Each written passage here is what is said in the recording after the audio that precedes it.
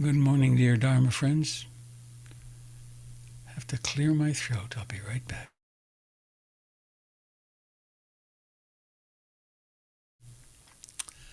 That's a little better.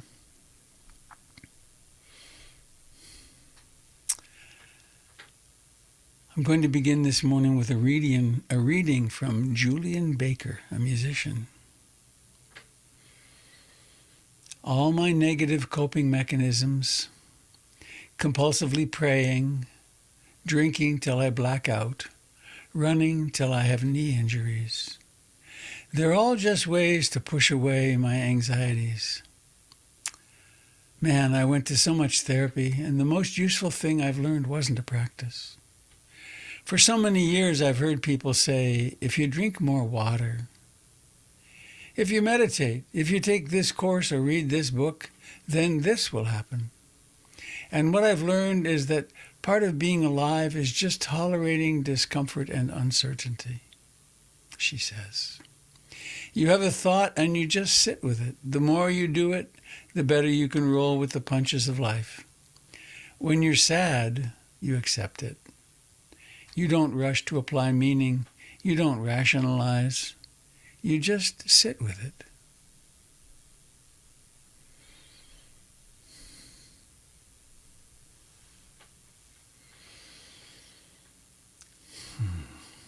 In its long history, Buddhism has traveled across the world. It began in North India, then spread throughout India, and several hundred years later, it went west through Afghanistan, over the mountains, and into Mongolia and China, and elsewhere. And when it went into China, it took about 100 years, and then it became incorporated as a state religion. It joined up with with Taoism and Confucianism, and became known as Chan, which means the sitters, those who sit. A while later, it jumped the ocean to Japan and became Zen, the sitters, those who sit. So in keeping with millions of people down through the ages, let's sit for a while. Let's stop trying to achieve anything and just sit. I'll give a little guidance at the beginning, a few suggestions, things that I find help a lot.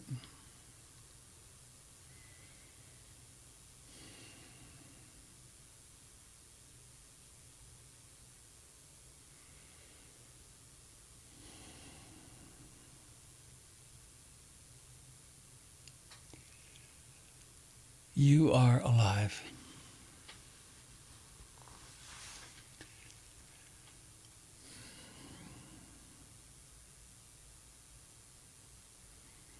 You know, in trees, there's a tiny little layer near the outside called the cambium layer.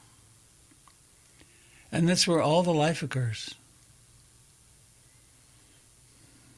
The inside of the tree and the bark are kind of like skeletons. All the transmission of fluids goes through that cambium layer. You are the cambium layer of life at this moment. The leading edge of life and evolution.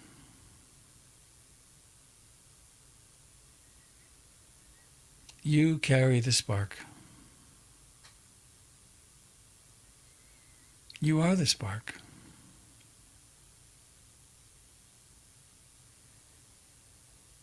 Please notice the rich aliveness.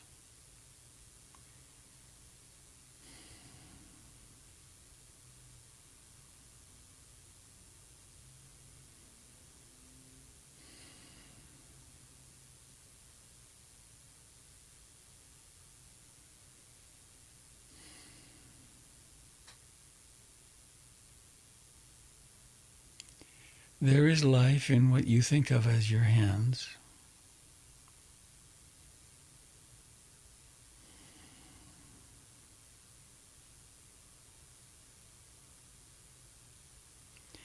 There is life in the feet. Cool, warm, tingling, vibrating.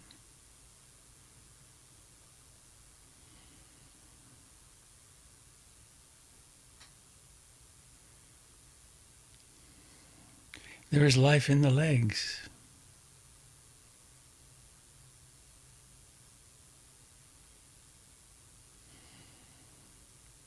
There's life in the back. You can possibly feel it if you are leaning against something.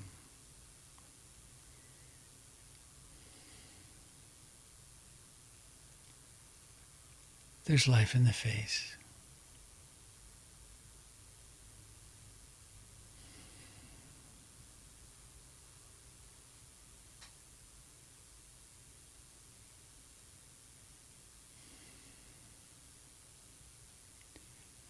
And I'm not speaking of some idea or image or fantasy. I'm speaking of that which bare attention receives, which awareness arises with.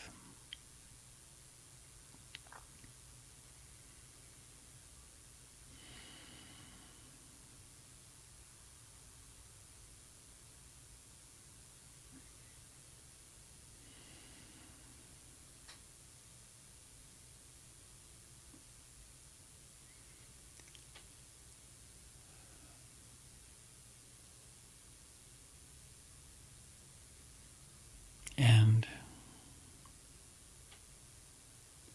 for as long as you are alive, and since that very moment when your mother could no longer breathe for you, this body is breathing.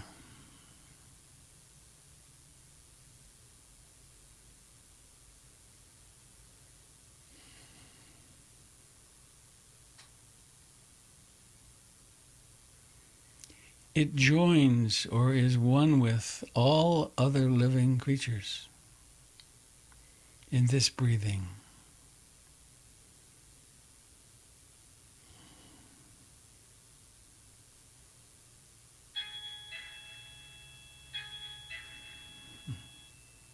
Hearing.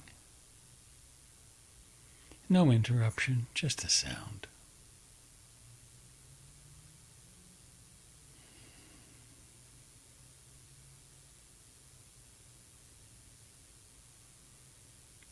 Breathing in and breathing out, all by itself.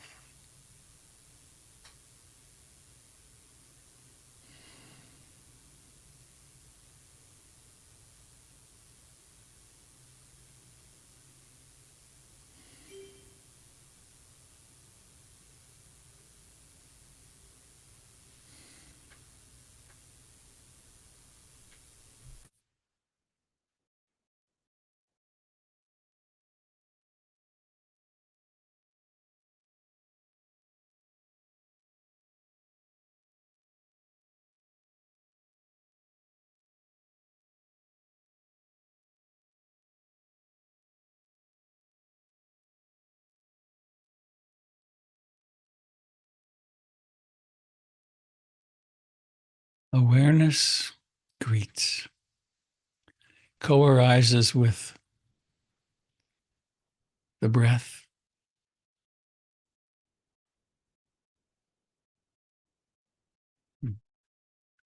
and the ubiquitous, my favorite English word, the ubiquitous wandering mind.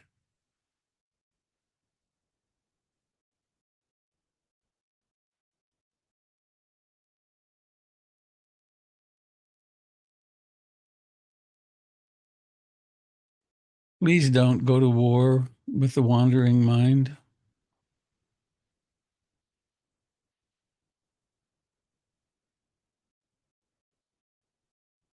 Please don't even try to stop the wandering mind. Trying to stop the wandering mind creates a self, which is busy trying to stop the wandering mind. Instead, let us open our hearts.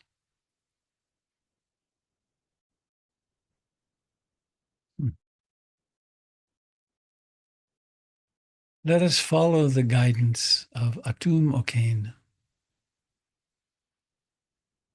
in this beautiful invocation, which came to him in Padmasambhava's cave in Bhutan.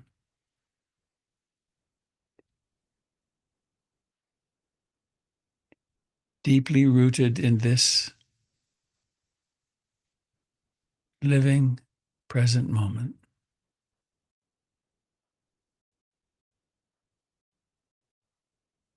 Seeing with a clear, open, spacious awareness beyond fear and doubt.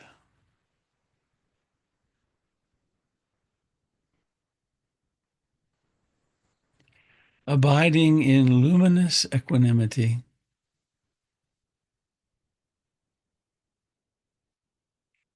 the path unfolds before us.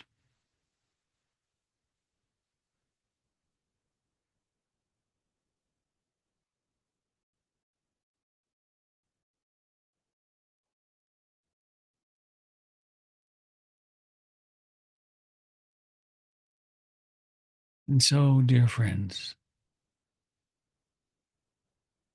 the best of friends, Dharma friends,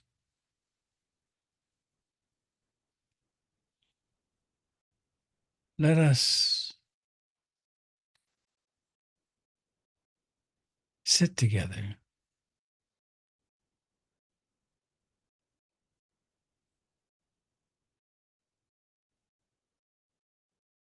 coming home to breathing when that's possible.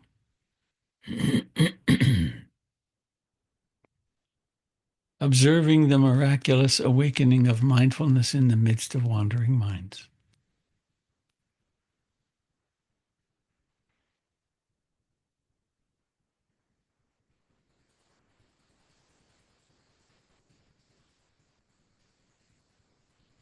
Letting each breath be a beacon that calls you home to the present moment.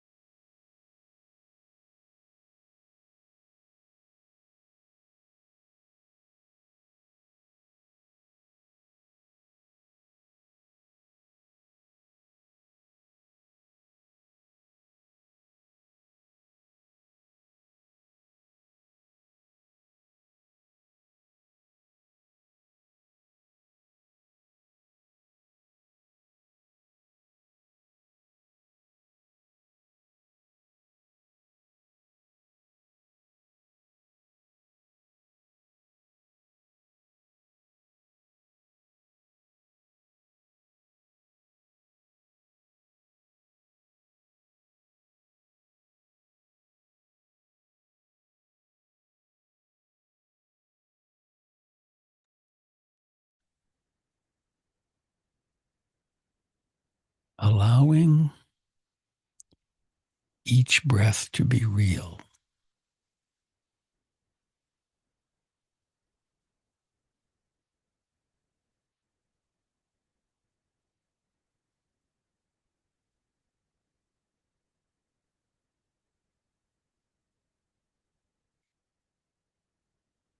And each breath has its beginning,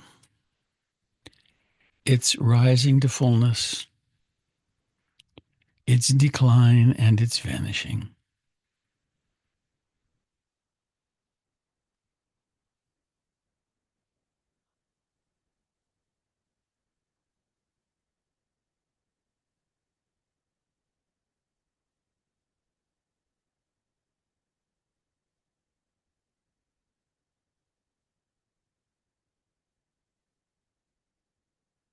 There's nothing to figure out.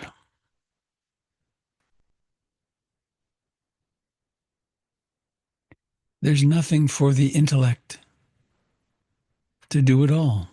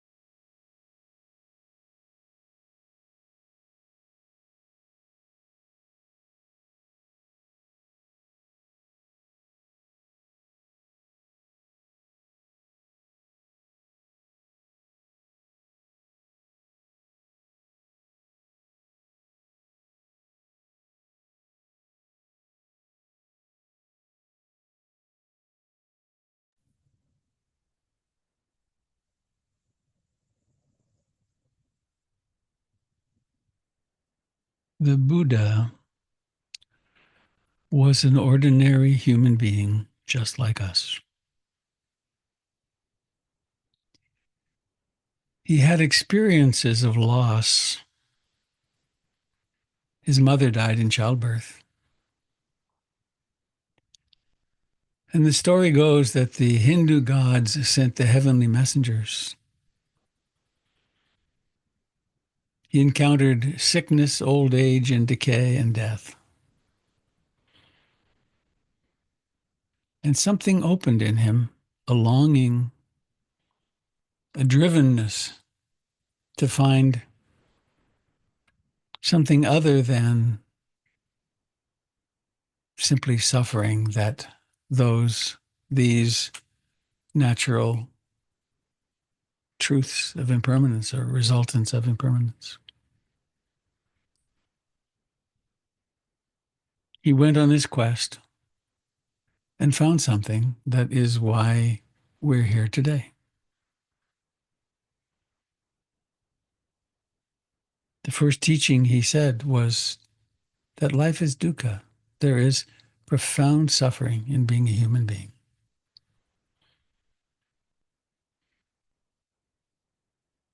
Mostly we avoid it. But what if we were to turn toward it?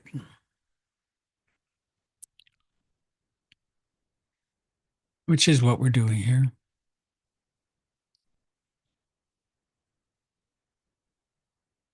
What if we were to open our intuition and our observation capacity and notice how natural anxiety is, how much of it there is? To notice the fear,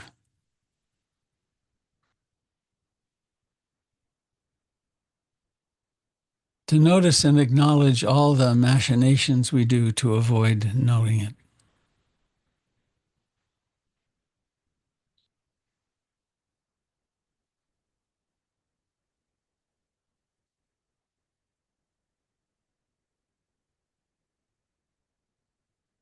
And to realize that this is our common humanity.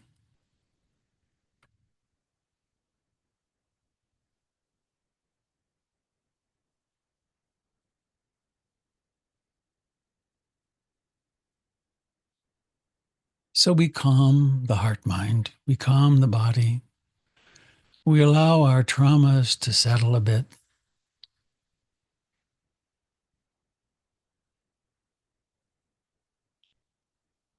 And I invite you now to acknowledge the fear you live in, the disappointment,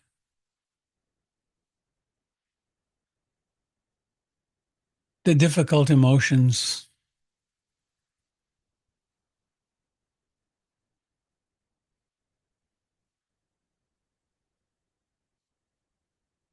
and perhaps to imagine at the very center of your heart, there sits a tiny golden being shaped exactly like you. So exact, every hair is the same, every scar.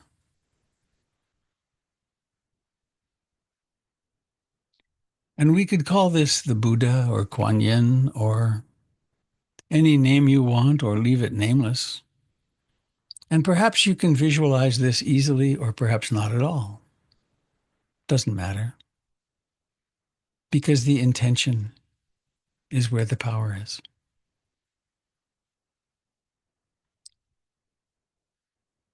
This golden Buddha is a doorway into all the love in the universe that is the universe. All the compassion and kindness, all the most beautiful things you've ever experienced.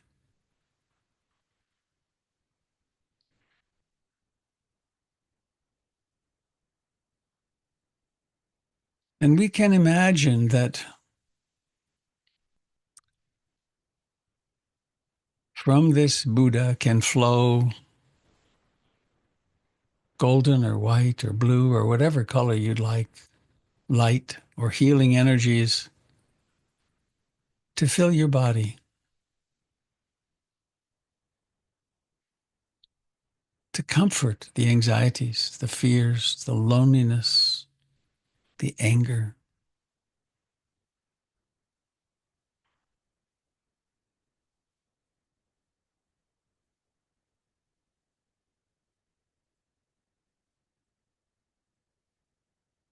This can flow into all your personal neurotic patterns, the places where your body is hurting or sick.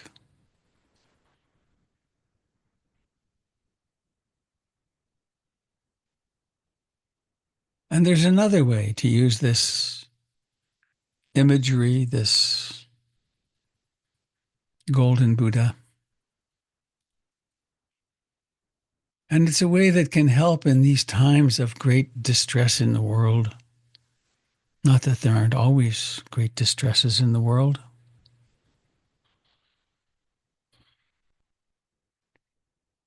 Many years ago, I took a pilgrimage of 17 people to Thailand for 18 days. We visited a monk named Ajahn Gawaseko, who had created a monastery on the Burmese border. This was a time when my country was gearing up for another war in the Middle East, and I was distressed. I asked him, what could I do with my hopelessness? And he said very simply, practice metta, practice loving kindness and compassion. And so in these times, one can do something like this. Yesterday, I heard that 10,000 airline flights were canceled for people who had been as much as 5 years in the immigrant lines, jumping through all the hoops, and suddenly it's not going to happen. I thought about those mommies and daddies and babies and children, and it touched me.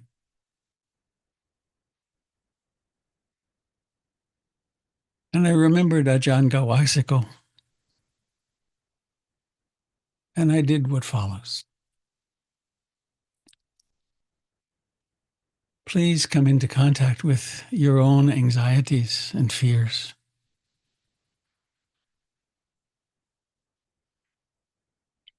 And allow a little doorway into the imagination of the anxieties and fears of those people all over the world whose hopes are dashed.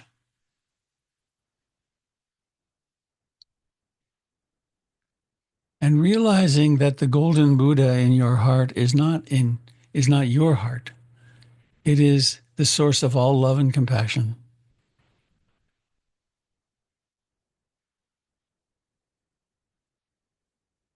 And from the Tibetans, we learn from this golden Buddha heart, imagine that from yourself, that the suffering of anxiety and fear and despair can emerge as a kind of cloud of black smoke, which then turns into a stream of this energy that flows from you into the golden heart of the Buddha. And the same is true for the thousands of people who are not going to escape where they were. And you don't need to worry about becoming overwhelmed, because this is not about your personal actions. This is about the actions of the one heart of the Buddha, Mary, Jesus, Kuan Yin,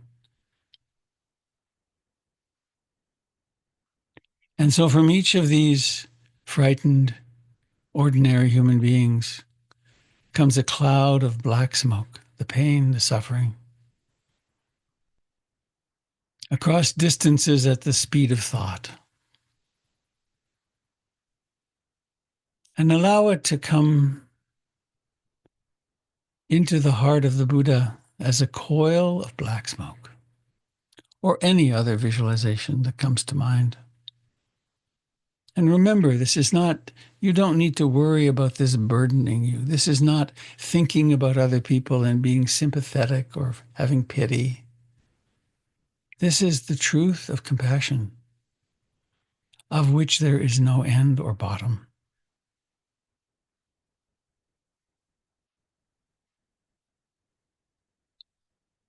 And so we take in, or the heart, the sacred heart, takes in this suffering and effortlessly converts it to love and compassion. And on each outbreath, breathe back loving compassion to yourself. Soothe your own anxieties. Soothe your own fears. It's okay to relax. Soothe the fears of this mother and father somewhere on the planet.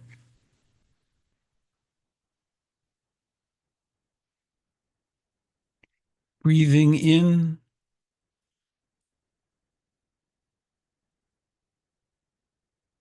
breathing out.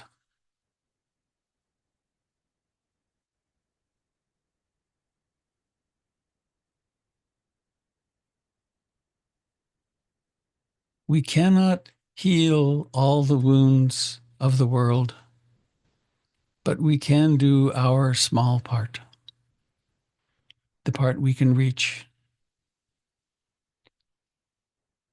So into the heart, a coil of black smoke. And the mystery, the alchemy of the breathing out. Perhaps golden or white light flowing to thousands of hearts.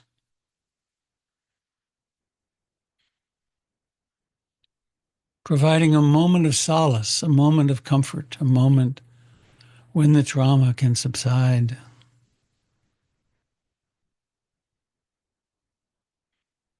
Breathing in pain, breathing out equanimity, comfort, kindness.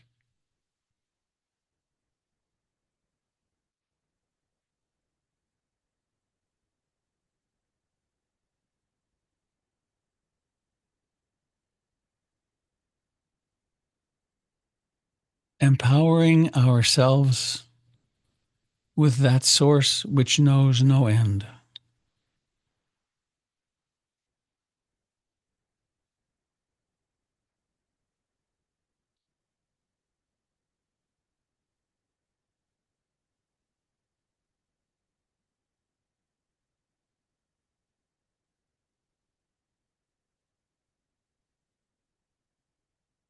So rather than being overwhelmed with the suffering of the world,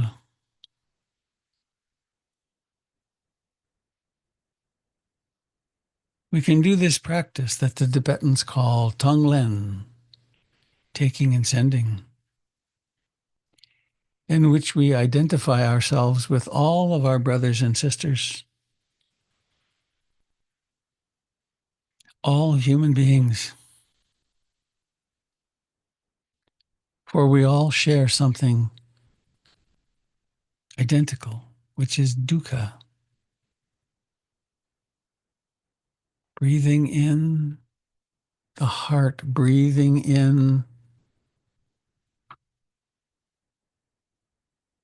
suffering of all kinds.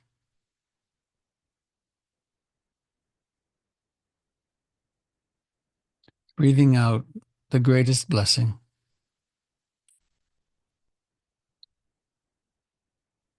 Love, compassion,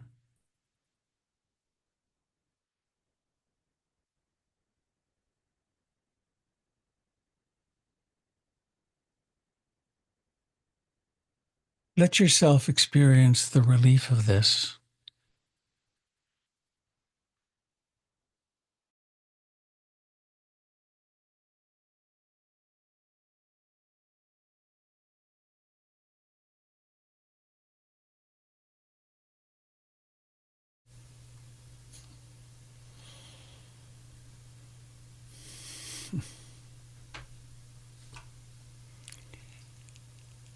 As the gong rings,